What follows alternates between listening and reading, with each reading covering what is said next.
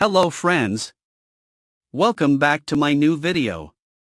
Today I'm going to show you how to make bullet points all the same size in PowerPoint. Let's get started.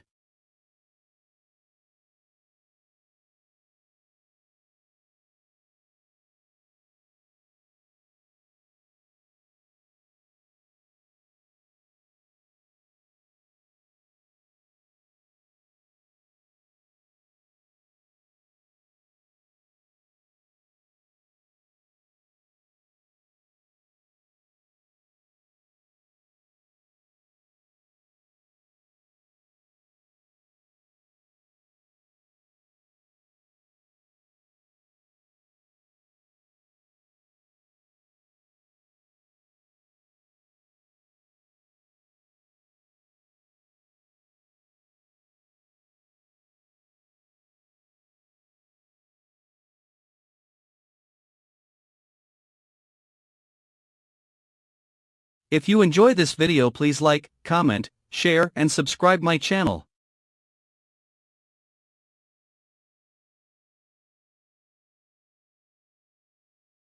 Thanks for watching.